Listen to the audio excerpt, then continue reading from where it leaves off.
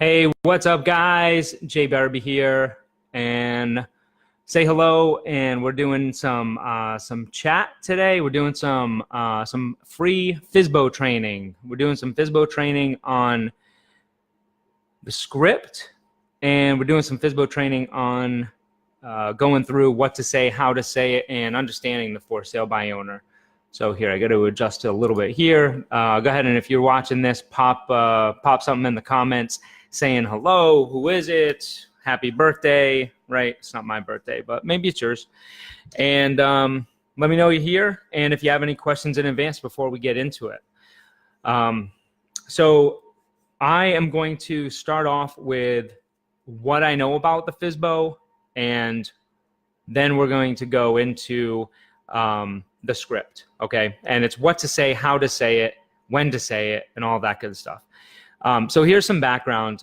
This year, the reason why it says days 11 and 12 at the top is because this is part of my 30-day plan of how to get 3 clients in 30 days.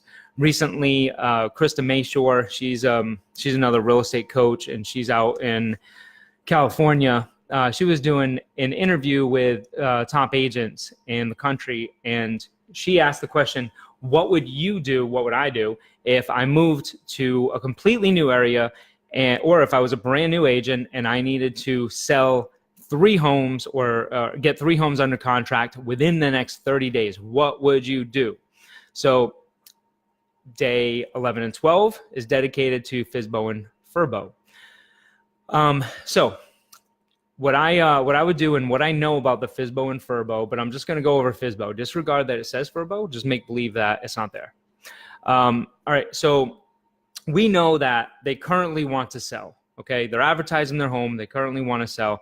They may or may not be frustrated with the process. It depends on how long they've been trying to sell it by themselves.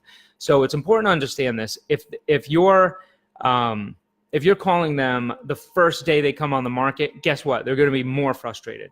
Now, if you really want some ripe fruit, start calling them 1 week after they come on the market. Because at that point, their initial phone calls have died down from real estate agents. They've experienced already some frustration from the buyers, or the types of buyers that are calling them. And the types of buyers that are calling them are I guess you would call the quote unquote bottom feeders.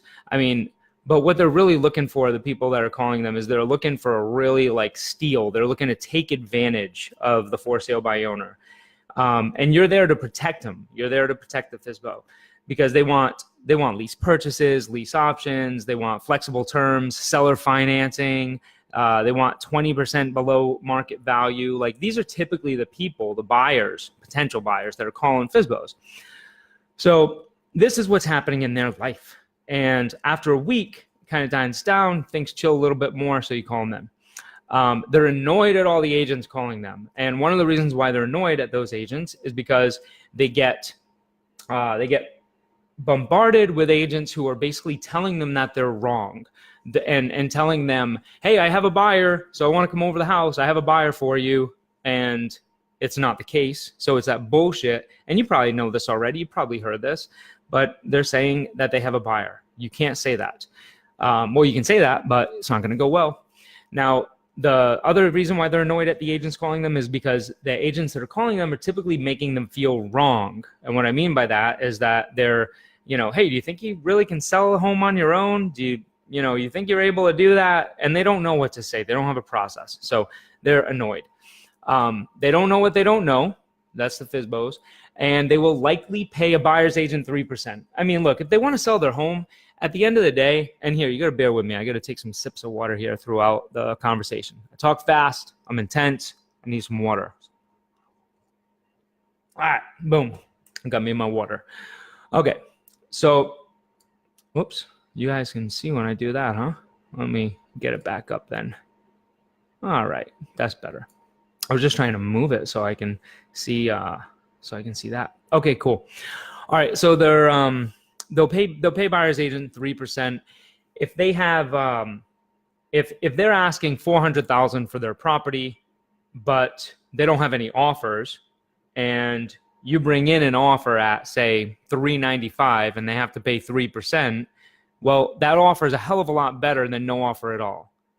And let's say that they do have an offer, but the offer is 360, but your offer is 390 and they pay 3%, but they net more money. Well, guess what? They will pay you 3%. It's not a problem. It's not a problem. All right. They're not prospected by other agents as much as they should be. They're lower hanging fruit, so I call them. Much higher conversion rate, which actually is the next part. Highest converting lead source, like super fast way to get listings. You can get listings right away with this. All right, now who do you need to be for these people? You need to be different, and I'll show you how to do that. You need to build trust instantly. I'll show you how to do that. Focus on pitch, tonality, repeating and affirming. Okay, I'm going to go over all of this stuff in the script. And you need to set a pop by, which is an appointment for a FSBO on the very first call. And I will show you how to do that too. Bring lots of value to the table, aggressive follow-up. And when I say aggressive lead follow-up, there was an agent yesterday I was talking to, and she said, yeah, Jay, I called the FSBO, like you said, and I set a pop by on my very first call. Okay, and I was like, ding, ding, ding, this is awesome. And then she said, no, wait. But then he called back like 2 hours before the appointment and said, well, my wife decided that that we're getting activity and we don't want to meet with you just yet or anything like that. So they canceled the appointment. So when she wasn't used to handling this stuff, so I told her, look, your goal is to set that pop-by appointment, so you have to do it at all costs. And what that means is that they're just throwing a roadblock in front of you or an objection because you're not overcoming it the right way. So I'll teach you how to overcome that objection. And for her, basically, I had asked some more questions. And that situation was that she could have said, hey, you know what? I'm going to be in the area tomorrow anyway, and I'm going to drive by and I want to take a look just to see if any of the buyers that I'm working with might be interested, because they're going to ask me if I've been there anyway. And I have to be able to tell them something. So I want to take a look. I'm just taking a look at the outside. You know, if you're home, like, don't think that, you know, don't think that, that I'm just creeping, being right outside, being right outside the house. But I'll probably be doing that sometime around 5. Do you think you'll be home? So what I did is I redirected it into an open-ended question. What's up, Mindy? So I redirected it into an open-ended question, and they're going to say, I mean, they're going to be home or they're not going to be home, but you're going to know either way. And you're going to make it a point that if they are home, that you're going to go there and you're going to do the pop-by. That's what it is. Because again, if, you know, and the agent, the beginning of this story, the agent had said, yeah, so he said, call him back in 2 or 3 weeks. So I'm going to call him back in 2 or 3 weeks. And they say that, but you can't listen to it. And when I say you can't listen to what they're saying, it's because they don't know what to say. They don't know what they need. So your goal is to handle that objection by still getting in front of them and calling them sooner. So if you still don't get that pop by, you absolutely have to call them sooner. And there's scripts and things that you say when you do call them sooner, because in 2 or 3 weeks, I can guarantee you, if they have any kind of motivation, they will either be sold or they will be listed with another agent. So don't believe the hype. Know what I'm saying? Don't believe it. Okay, and don't ever make them feel like they're wrong. You have to agree with every single thing that they're saying, even if it hurts. But what I mean by that is that, you know, if somebody says, hey, all realtors are assholes, right? What you do is you say, oh my God, you know what? I feel you. Like, I totally understand. And how do you think I feel? I have to deal with these people every day. So what you're doing is you're agreeing with them, but you're making them laugh and you're breaking the ice, and then you're redirecting that into a conversation that is going to get the desired outcome that's going to benefit you and the customer. All right, so let's go into the script, and we're going to break down the different dynamics of the script. Because just having a script, whoever's it is, wherever you get it from, it's not enough. You have to know why you're saying what you're saying, and you have to say things in a certain way, and you have to follow a guideline, okay, a blueprint to get to the end zone, okay? So very basic when you start off. Hey, I'm calling about the home for sale. Is this the owner? Yeah, this is the owner, okay? hey, this is Jay. I'm a local realtor and I work with a lot of buyers and sellers in the area. Okay, so that sentence right there, what you're doing is, most agents, they make the mistake of saying, not in this part of the conversation, but just in every conversation, they, make the mistake of saying, well, I've sold 500 homes last year, or my brokerage is this good, or this is that good. Okay, people don't want to be told how good you are. Like, you don't have to prove yourself, but what you do is you pre-frame, okay? You pre-frame the person that you're on the phone with to understand that you do sell a lot of homes. I mean, that perception right there. And I work with a lot of buyers and sellers in the area. So basically, you're not telling them how great you are, but you're telling them that you work with a lot of buyers and the sellers in the area, okay? I was wondering, if any of my buyers happen to find your property online, are you paying 3% to realtors? So what I'm doing there is, if any of my buyers happen to find your property online, I'm not saying the bullshit that they hear from other agents, like, hey, I have a buyer. Let me come by with my buyer. And then I'm also saying, are you paying 3% to agents? Which is most likely going to be a yes, like 80% of the time. And if it's a no, then it's not really somebody that you want to pursue anyway. But you have to understand, is it a reflex no? Is it a smoke screen? Or is it something that's legit? Or is it too soon in the process for them? Because if they've only been listed for 2 days, well, they might not be open to paying 3% at that time. But really, you're not looking to find out if they're actually looking to pay 3%. What you're trying to find out is if they have motivation and if they want to get their home sold. So that's really what that question is about. And you're not going to hear this anywhere else, okay?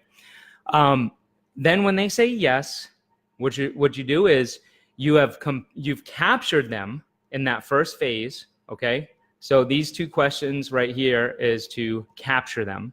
And you're capturing them by, number one, when you're asking a question, you have to use pitch and tonality, and you have to be different. You're offering something different, okay? Think about when you're on Facebook and you're scrolling through and you see all these ads. I mean, think about it if you're a seller as well. So like, think about a seller. They look and they see on Facebook, like, all these real estate ads. Want to know how much your home's worth? Put in your address here. Well, guess what? They see that all the time. They see the same stuff, okay? People are immune to the same things. Real estate agents, when they're calling them, they're saying the same things, right? So when you're different, and when you use tonality and pitch in a different way, because when you're just having a conversation over the phone, 80% of what you're conveying and what you're communicating to them is not the words you're saying, it's how you're saying it. Because if you say, I mean, they're not paying attention to a lot that you are saying, so it is how you say it. Okay, anyway, moving on. So now that you captured them, you have to compel them, okay? So to compel them, you have to take the driver's seat and say, can you tell me a little bit more about the home? Right? And this is the most important question, because this is going to do a couple of things. The first thing is, it's going to show you what their personality type is. Are they a driver, and are they very brief in what they're saying? Are they an expressive, and they want to tell you everything about how the home makes them feel and how long that they've been there, and that raising their kids were just so awesome in the house? And like, you need to identify that, and these are triggers. Are they an analytical? To where in that conversation they are saying, well, we spent $6,722 on our stove last year. Like, are they a numbers person? Okay. And by identifying that personality type, you're also understanding more about them, so that you can know how to approach them and compel them to make the decision, to move them. Okay. So you're finding that out. And also, what you're doing is you are being put in the driver's seat, and they're answering the question and they're telling you. So you don't have to think, what are you going to say next? Because you're not allowing them to drill you with questions. So, they're telling you, you're understanding some things, and then you're picking things, you're choosing things from that conversation to actually be able to hone in on, right? So if they tell you one of those things that is really like something that pops out, then that's when you can address that in the next question. But here's something that you can use right there to say, wow, yeah, it looks like you did a lot of upgrades to the home. And you can point out a couple of them that you saw online, because one of the things is to have the ad in front of you so that you can notice a couple of things on there, whatever it is, okay? But basically, what you're also doing right there is you're instilling in their mind, like you're pre-framing them, and they're understanding like, oh wow, yeah, I guess this guy's done some research and he sees my place online and everything like that. So what are some upgrades that you did on, you did a lot of upgrades on the home. What are some of those highlights that I should cover when selling your home to my buyers? Like what, if any of my buyers online are interested in your property, like, the property better than anybody else, better than me. I haven't seen it in person. So what are some of those things that you'd like me to cover and address? And they'll tell you, okay? So if they have any kind of motivation, they'll tell you. And again, what you're looking there to do there is you are compelling them, like, and they're telling you all of these things. They have the conversation. They're answering your question, and you're gaining information. You're gaining insight, okay? And then what you can do is you can now segue into the motivation, which is, debatably the most important question, but it's, it's right up there. Every question might be the most important question. It just depends. But this one is very important. So you can segue into that, not by saying what many real estate agents say, which is, when you sell the home, where are you moving next? Right? I mean, like, they hear that all the time, and who the F are you to be asking them that question at this point, which is what they might be thinking, okay? But what I'm doing here is I'm giving them not a yes or no, not an open-ended, but an either or question. I'm giving them a choice question, right? So, wow, when you sell the home, are you staying local or are you moving out of the area? And then they'll tell you. They're not going to say mind your own effing business, okay? At this point, like, they'll tell you, they'll answer an either or. Because imagine if you're asked a question either or. Hey, you going here or are you doing that? Are you, like, you're likely to answer an either or question. Hold on, I gotta take another sip of that water. Okay, boom. And then you can ask, if they say, let's say out of the area, then you ask, wow, fantastic. Where are you moving to?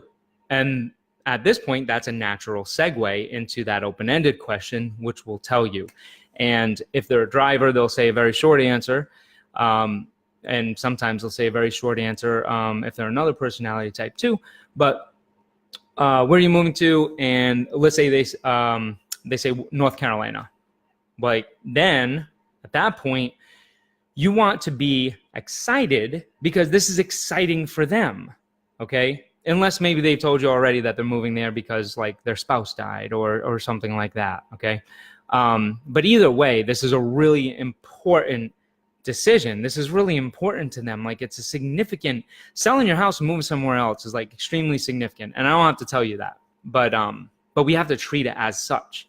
And we have to show them, because it's not enough just to tell somebody, but you have to show them. And you show them in the way that you say things and the questions that you ask. So, wow, that's exciting. Like, what takes you to North Carolina? Now, here's what you have to pay attention to. Now, they might tell you something that is a very surface level answer because they still don't want to give you too much info, okay? So they might tell you, well, we're moving there because it's just too hot in Florida or something. They might have this stock answer that is a defense mechanism that they don't want to let you in. And that's okay, right? But now it's your job to dig in more. So I'll show you how to do that. So they say North Carolina because, Florida is too hot, and say everything, then you repeat, affirm, and redirect. It's like, yeah, I know. I mean, Florida's definitely hot. North Carolina is better. I mean, there's a lot better things up there too. Like, what else takes you up there? Okay. Like, what else takes you up there? Do you have family up there? So what I'm doing is I'm asking them prying questions that they'll answer, but you have to just ask the right questions. So a couple of those good ones are, do you have family up there? Or what else takes you up there? Now, they might say, yeah, you know what? We have a daughter up there. Okay. Now, knowing my market's Florida, that's where I've sold my whole life. But if you live, and I know in Florida, okay, it's usually retirees. I mean, the average age in Naples is 62.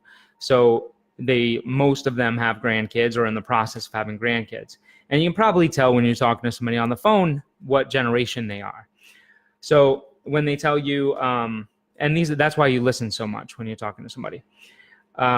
So when they tell you that and you kind of know that, like, okay, the daughter, right? Well, that's still not enough. Like, what else is going on to why they're moving up there? You know, like maybe it's just to be closer to their daughter, but you have to be thinking of these things and you have to just be aware of them. So to say, yeah, I mean, like family is so important. That's exciting. Do you have any grandkids yet? And now at this point, and this is a real life example, and this has happened more often than not. And I mean, not just in North Carolina, but different places. But then they will say, yeah, you know what? We just had our second grandbaby and we can't wait to get there. And see now, boom, ding, ding, ding, ding. Guess what? You hit it. That's it. You know what their motivation is. And you are now one of two things. You are going to be viewed as their vehicle of change, which is going to be that person that is getting them, the person that's going to achieve their desired result. Not somebody that's going to sell their home, because like, yes, they want to sell their home, but that's not what they really want. We want a feeling. We want an emotion. Like that's what we all want.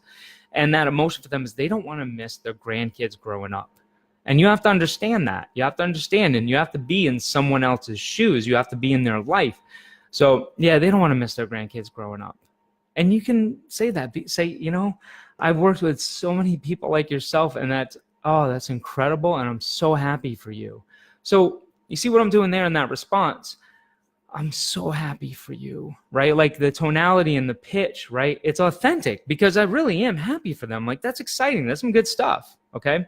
And up until now, and throughout the rest of the conversation for me and you too, is that they're not pissed at me. I mean, like I've already gained that, and it's okay. I can actually feel like happy for them.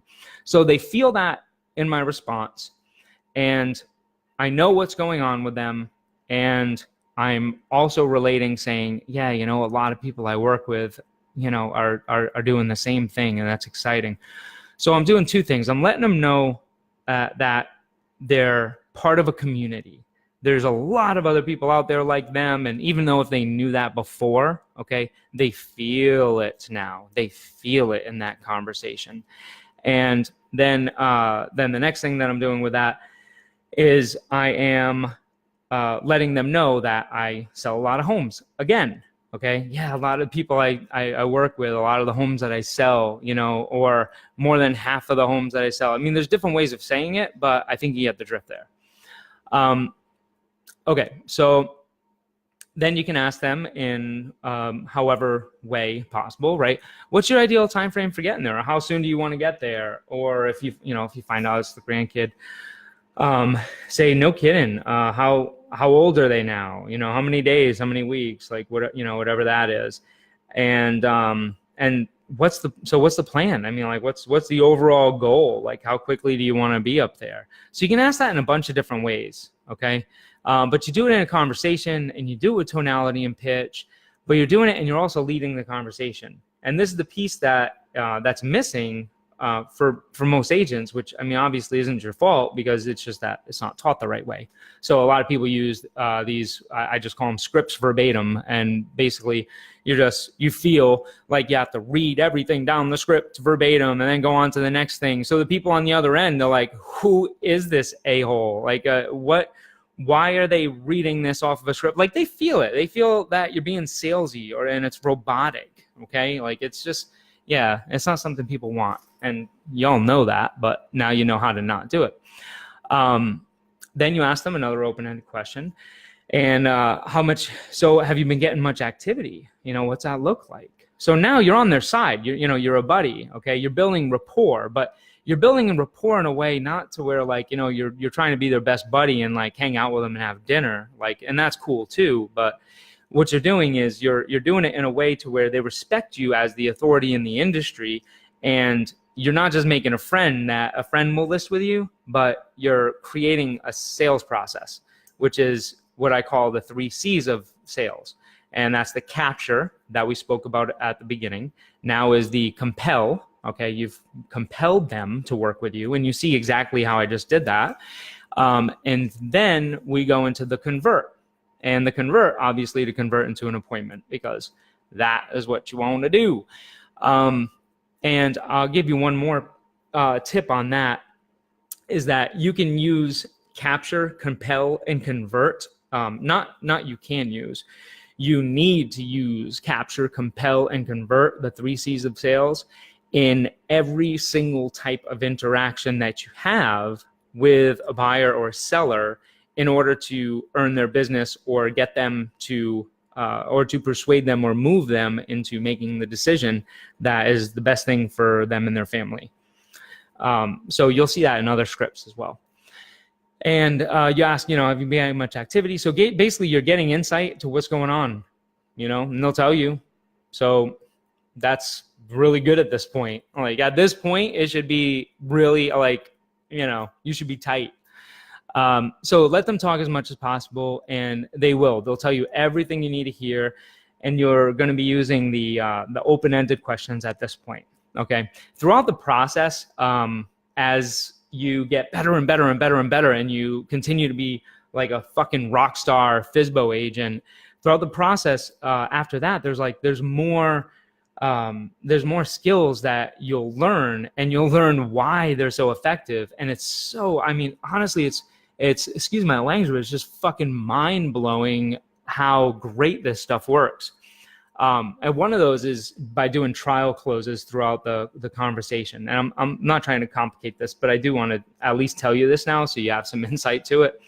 But a trial close is basically throughout the conversation a series of yes questions, okay, that the answer is going to be yes, and you're affirming. And then basically they're nodding or thinking yes or saying yes on the other end of the phone.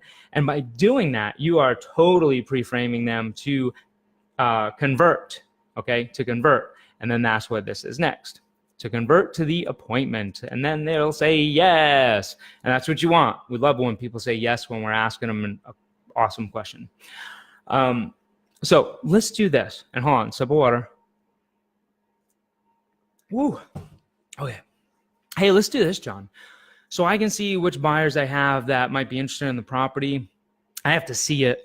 So I'm going to be in the area tomorrow, probably around 5. And I think actually I'm going to be there around Saturday, in the neighborhood around Saturday at 1. I might have a listing appointment there.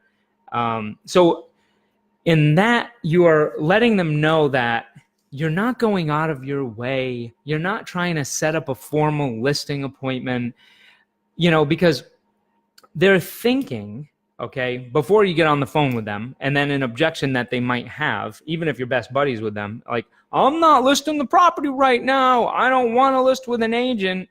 And don't feel like you're backed into a corner or anything like that, right? It's okay. If they say that, it's not necessarily what they mean, or it's not anything that's going to hurt you. But you just say, whoa, hey, I'm not wanting to list the property anyway. I just want to see if it's going to work for any of my buyers. Like, don't worry about that. Just let them know that, yeah, that's not your intention. You're not looking to do that.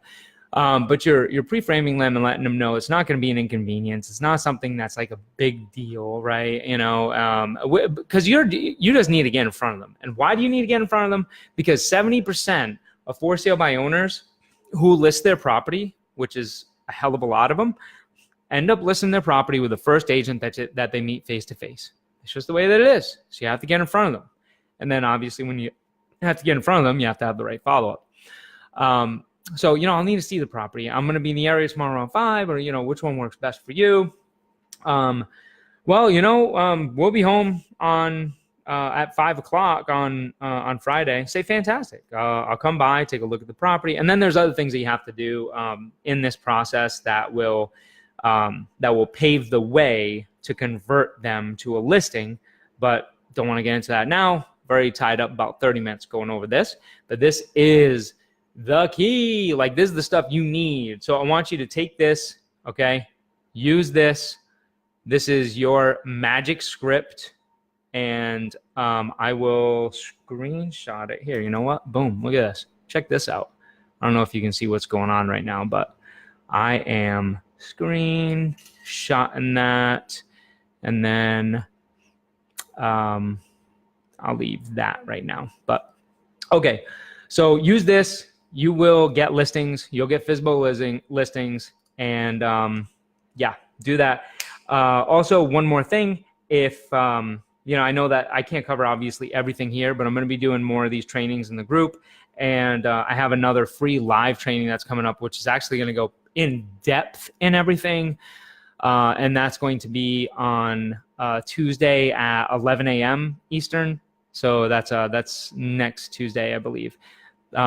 So I will get the info to that out to you in the next couple of days, but just keep that on your mind as well and sign up for that, and you'll love it. So my goal, give you as much value as possible, make you a real estate rock star, and you know, change your life and other people's lives too. All right, see you later. Bye.